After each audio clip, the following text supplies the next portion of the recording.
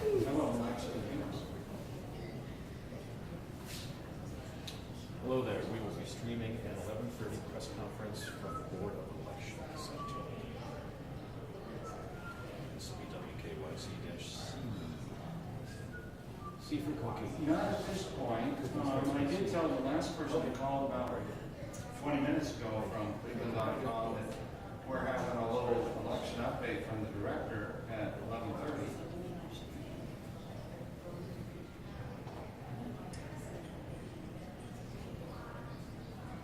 Yeah, okay, yeah, okay. No, all quiet on the voting front, so that's it for now. At 11:30, so in just a few minutes.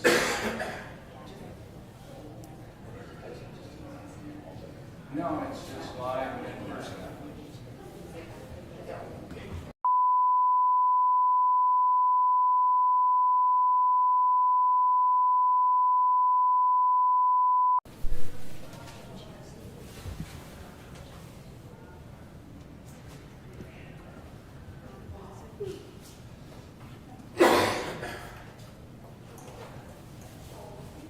She's not down in a couple minutes, I'll go get her. It's just now 11:30. Nothing in Cleveland ever starts on time, so. Except the news show.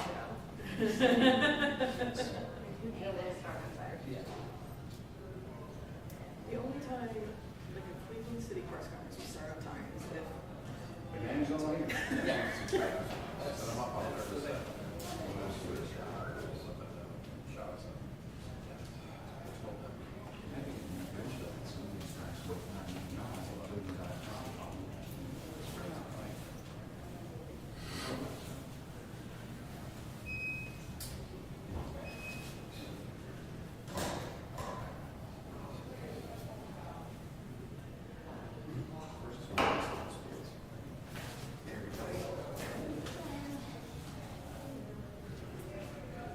Does everybody know our director, Tony Perlotti? Yes.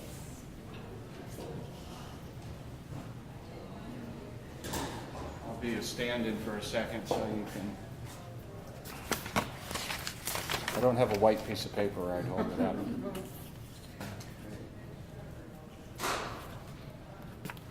So you guys visit any polling places today yet? Couple. Yeah. It's fun. Why? Is there something going on? No, I'm just making conversation.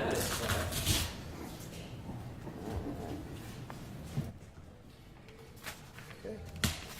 How is everybody doing? Good, how are you? Good. Tony, could you say your name, how you spell it, official title, just in case I don't block this? Sure. Tony Perlotti, Tonyperlatti, Director of the Cuyahoga County Board of Elections. Thank you. All right. So what I wanted to do was just give a little bit of an election update and some election day reminders for individuals, since today is November 8th, election day, and want to kind of clarify as far as how people can vote today and what's still in play with absentee versus election day voting. So vote by mail. That is, no more ballots are going out in the mail. Saturday was the deadline for that. But if you still have a vote by mail ballot with you, you have two options. You can drive that down there to the Board of Elections, and it needs to be here by 7:30 p.m. in our secure ballot drop box out in the parking lot. Or if you're at your polling location, you can vote a provisional ballot at the polling location. What you cannot do is take your absentee ballot to your poll place and leave it there. So it can only be brought here to the Board of Elections, and if you're not able to come downtown, but you still want to vote, you can vote provisionally at your poll place. So that's important to know. Early in-person voting, which had been going on for about a month, that concluded yesterday at 2 p.m. And so individuals, if they do come down to this location today and they want to vote early in person, we will redirect them out to their polling location in their community. So they need to go to their neighborhood polling location to vote. This is not the same type of poll place as it was leading up to 2 o'clock yesterday. So that's important. If you're unsure of what your polling location is, you go to our website at 443vote.us. There's a tool where you can find your polling location by address. It's very simple. You put in your house number, your street, your city, you submit, and it'll return the name and the address of the poll place that is assigned to your residential address that you have. So that simple tool right on the front page of our website to get you in the right direction. There's definitely voting going out at the polls today. We started the day off with a lot of people showing up, and it's been a continuous flow of voters throughout the day. And we anticipate that to continue on, and it'll only build as we go on throughout the day. Typically 4 p.m. till the polls close at 7:30 is the busiest time for people to go to the polls. So if you're hoping to find a better time, it's busy, but it's more busy after 4 p.m. Also, throughout this cycle, we've had about a 15% reduction in the amount of individuals who chose to vote by mail. Doesn't mean we're going to have an overall less turnout this election. We anticipate that those individuals who chose not to vote by mail will go to their poll place today on Election Day, which means more people going on the poll place. So you probably will see somewhat of a line there. Doesn't mean that things are going wrong, but also some things that we're hearing that are contributing to some individuals being at the poll place for 20 minutes or so, is that it is a 2 or 3 page ballot, depending on where you live. So it's a longer ballot, and there's a lot of issues on the ballot, and people are not necessarily understanding what these issues are. So 2 of them are statewide, and they're on every ballot across the county. But there are a total of about 98 issues spread out across the communities. So one piece of advice in that is if you again go to our website, you can get a sample ballot. You can see what these issues are in advance, maybe read up, try to determine exactly how you want to vote on those items, so when you go to the poll place, you're better prepared if you choose to vote on those. Because issue language isn't always written very in easy language, but it is written in a manner in which we're required to do by the rules and regulations based upon us, or placed upon us. So that is, we are hearing that is adding to some individuals getting in the voting booth and spending a little bit more time voting their ballot because they're not quite sure what these issues mean. And we don't educate the voters on the meaning of the issues. We just educate on the voter process. So again, though, it's not like how it has been in May and August election where you walk in and walk out pretty much. You will spend some time there today at the polling location when you're there based on the volume, based on the length of the ballot, and confusion and understanding what the ballot issues mean.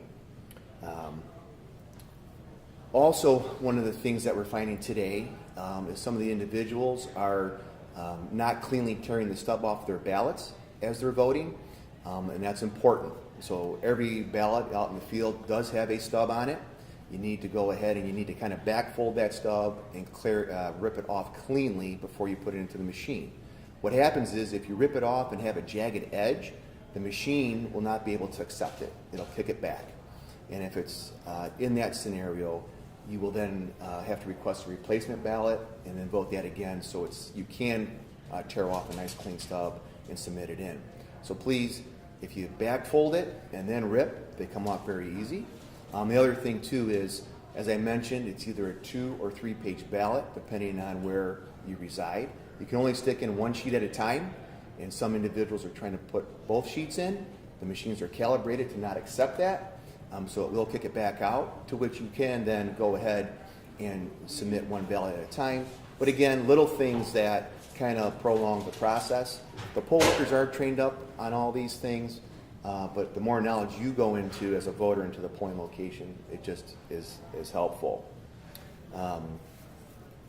So that's kind of what is going on now with the polls. We had good poll worker turnout this morning, so we are fully staffed at all the locations, which is great. All the locations opened up on time, so we are working just through the individuals who are coming. So that's all good. We have a beautiful day out here to vote.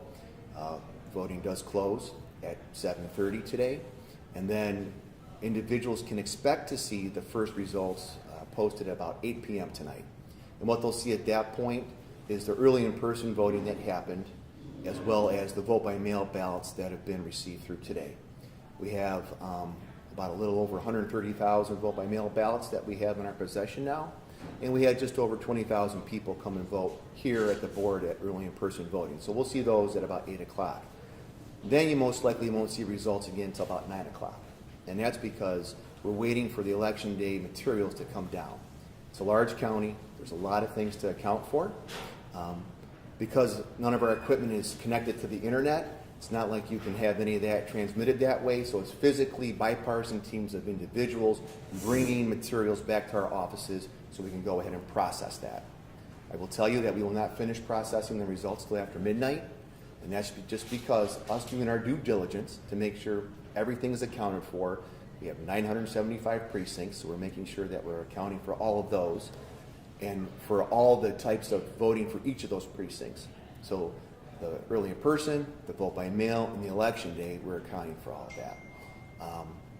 And we always hear it's always accuracy over speed in tabulation, so we will take as long as it takes to get it right, because ultimately at the end of the day, that's what's most important. Tony, any problems or issues with whether with people voting or machines or ballots other than the tearing situation? What have you heard so far? No, so what we've heard is we've heard of some jams with some of the individuals out there voting, but that is, and it's not a true jam. It's what we're finding is it's the ripping off of the stub.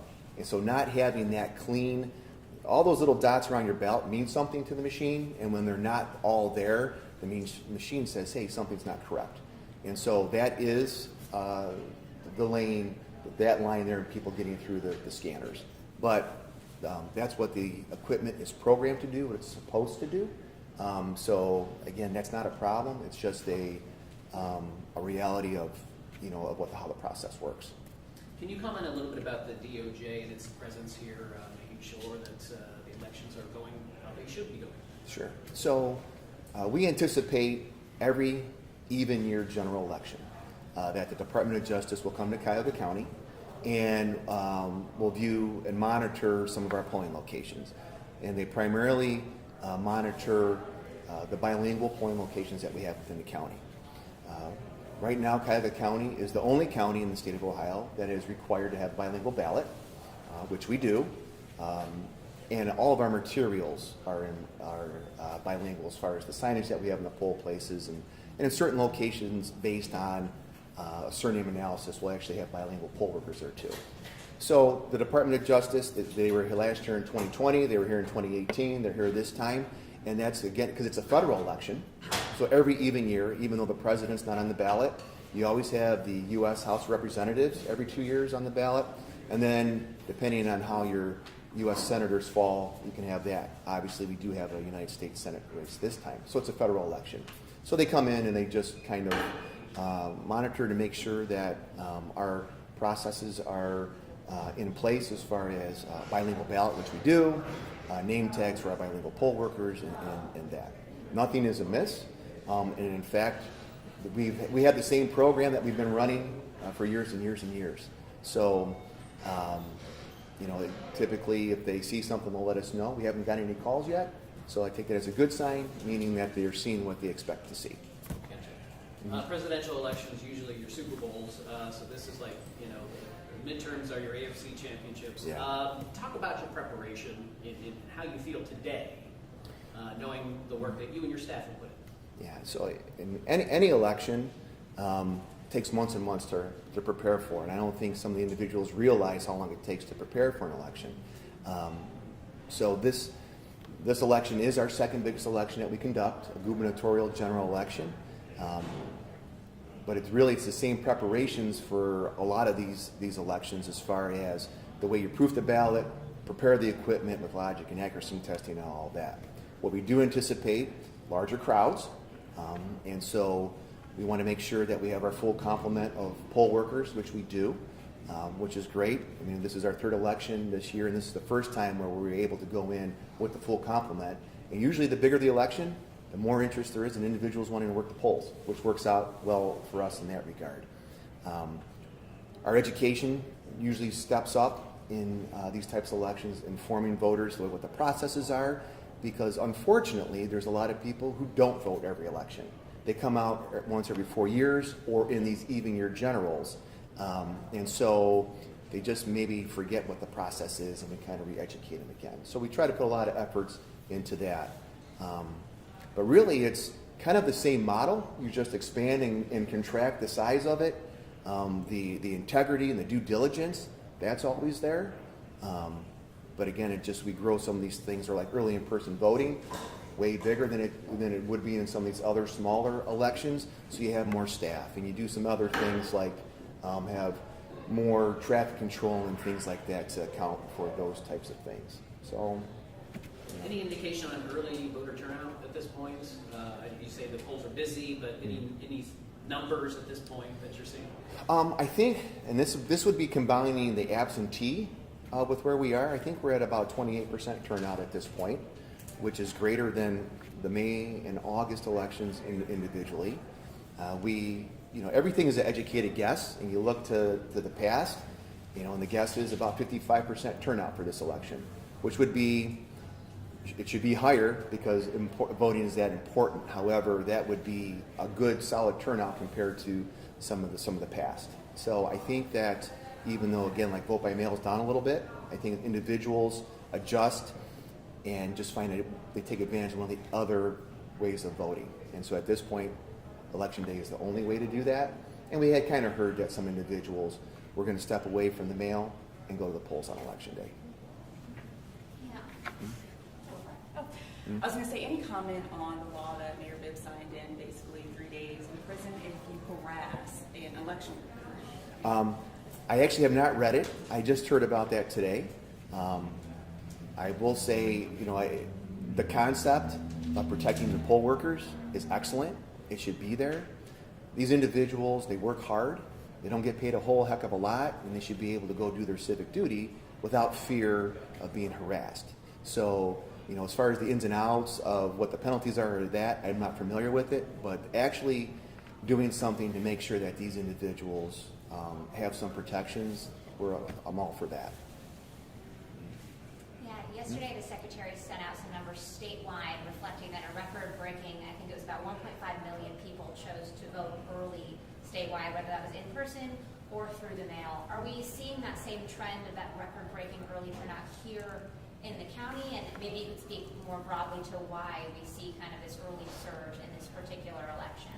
So, again, our vote by, so Cuyahoga County always leads the state in vote by mail. We always have a robust turnout, and we have for over a decade. It is down 15% from where we would want it to be from 4 years ago, but it's still 130,000 plus, which is a nice number.